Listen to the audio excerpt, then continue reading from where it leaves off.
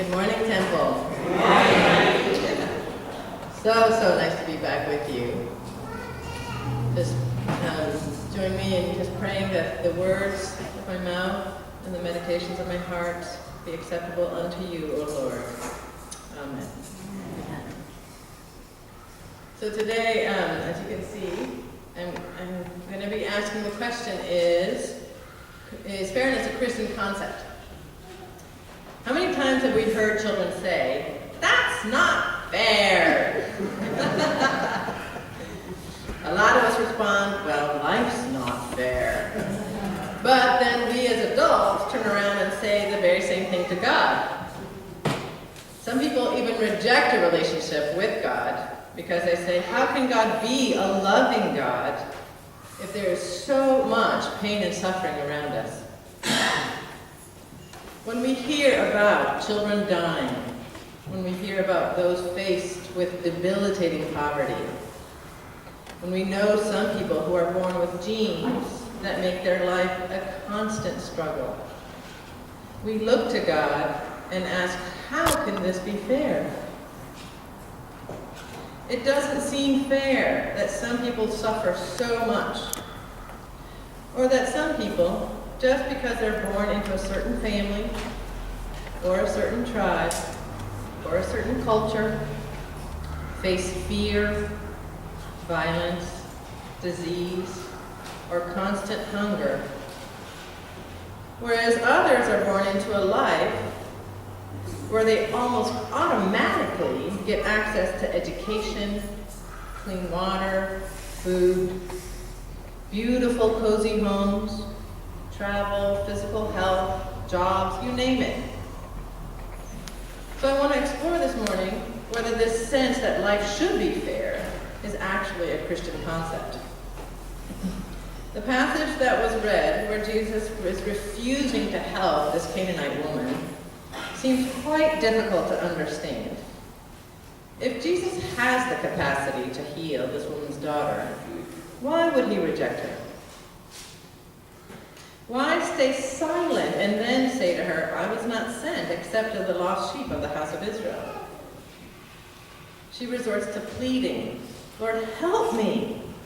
And Jesus still doesn't want to help her. In fact, he's slightly insulting. It's not good to take the children's bread and throw it to the little dogs. It is only when she says, "Yes, Lord, but even the little dogs get to eat the crumbs which fall from their master's table," that he relents. And he not only heals her daughter, but he praises her faith. Do these actions and words seem to indicate to us that Jesus cares much about fairness? Why does Jesus say that his ministry is only for a certain tribe and not for anyone else? Initially, Jesus seems to withhold a gift that would transform this woman's life. What could possibly be the reason? When we look at the world around us, does it reflect a sense of fairness? Some parts of the world have consistent rain and fertile soil. Other places get hit by natural disasters such as cyclones or volcanic eruptions or years and years of drought. In the animal world, we see the weak and those born sick die young. And those that are strong and aggressive live longer and tend to be, in order to be more comfortable with the world as God has created it, I think we need to start going beyond the notion of fairness. I've been thinking about fairness because we've been doing a series on different values in our Quaker meeting in Nairobi, including equality. Another passage in the Bible that is linked to equality and the question of fairness is the parable of the vineyard owner who hires several groups of workers throughout the day. Most of us know this parable? And he pays them all the same wage. And of course, the laborers complain at the end of the day, that's not fair. It was thinking through this difficult passage that I started to separate out fairness from worthiness. It isn't at all fair that all the workers got the same wage if some of them worked 8 hours and then others just worked 2 hours.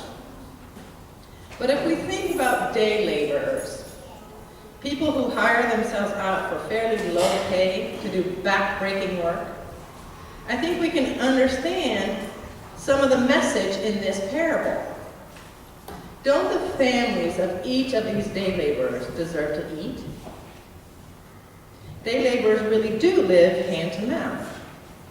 If the laborers who worked only 2 hours didn't get a full day's wage, it's very likely that some of their family members would go hungry that night.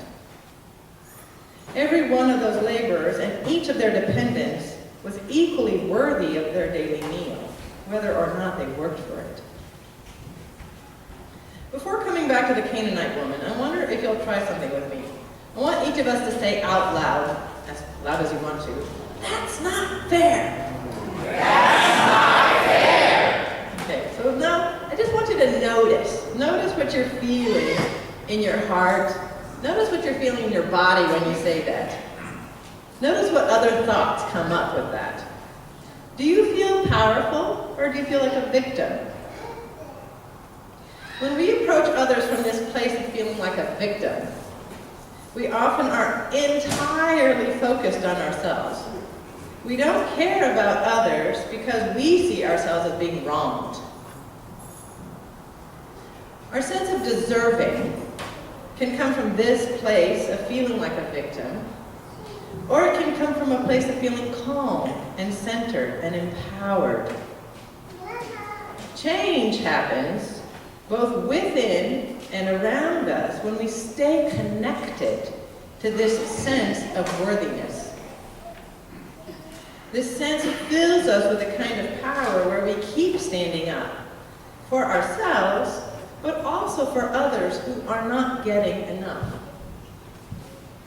This kind of empowered, standing your ground is what is incredible in the story of the Canaanite woman. The Canaanites were seen by the Jews as second-class citizens. However, this woman stands up for her worthiness, even in the face of being told by the disciples to get lost. She insists that even if Jesus isn't technically here for those not in the house of Israel, she still is worthy of the leftovers. It's her advocating for the worthiness of her daughter that seems to convince Jesus to heal her. If instead this woman had argued with Jesus that it wasn't fair that she wasn't from the house of Israel, do you think her daughter would have been healed? I don't know. Fairness seems to be based on a common understanding of the rules of the game. But we as Christians have to realize that the rules are not what the world determines. They are what God determines.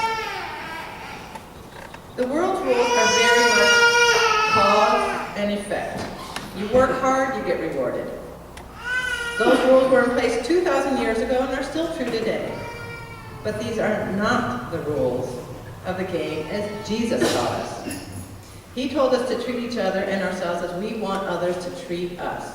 The golden rule. Seeing the worthiness of the other as equal to our own worthiness.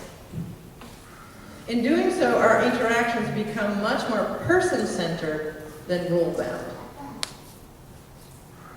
Charity, philanthropy, generosity, all exist when we realize that fundamentally the world isn't a fair place. I didn't do anything specially to deserve the chances that were given to me and not to others. But I can share the resources and benefits that I enjoy with others if I realize two things. We are each worthy, and we each experience God's ongoing grace. Grace to me is being given something that I didn't have to work for. It's like a present. When I look at my life and I become aware of the things that I often take for granted, like my physical health, or a really good education, or generous parents, I realize that these are gifts from God. In order to honor the gifts I'm given, I need to be a good steward to these gifts. So if I want to maintain the good health I've been given, I eat well and I exercise. If I want to honor the opportunity of being well educated, I can use my mind and my knowledge to help those around me. My other response, when I really pay attention to how God has showered me with blessings, is to feel grateful and humbled. I didn't have to work for these blessings. They were given to me. If I think I deserve them or I have them because I did something to earn them, I'm so good, then I'm more likely to feel smug and superior. I lose out. The world's rule, get what you work for, leads us to a spiritual trap of looking at what we have in a really narrow way. I did this, and so now I have this, which fuels our sense of pride, and it blinds us to the truth of how much we have been blessed through God's abundant grace. I think God wants each of us, every single one of us, to feel really special. But not in a competitive way. I'm so much better than you. Special in a way that recognizes we are all worthy. But God notices my individual desires, my wishes, my needs. If I look at what I'm given that I didn't work for, didn't do anything to deserve, I feel loved and I feel blessed. That helps me to become more generous and more loving to others. Because if we're all worthy of God's love, I am no more deserving of all that I have than the homeless person that I passed on the street to get here. This realization of how much God blesses me also helps me feel closer to God.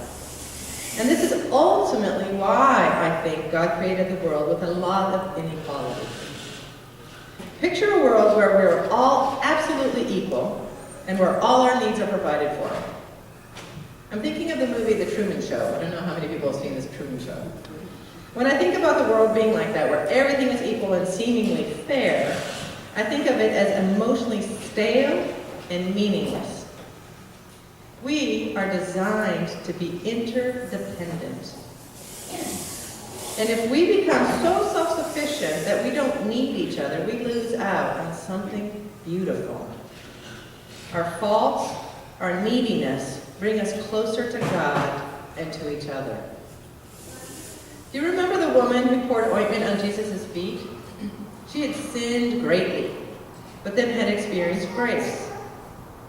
An overwhelming experience of being released from her past mistakes and given a second chance. She poured out her gratitude and love in a much bigger way than the disciples who lived with Jesus every day. She understood the beauty of the connection that comes from needing to be redeemed. What gets in the way of us being generous, passing on blessings, is both a rigid sense of fairness and pride, believing that I deserve to have the things I want and need because of what I do, rather than seeing my worthiness because of who I am, because of who each of us is, a child of God. Today, I want to challenge each of us to change our way of thinking and behaving from one of making sure that everything is fair to where we treat others with grace, with generosity, with seeing our own and each other's intrinsic worthiness. Amen.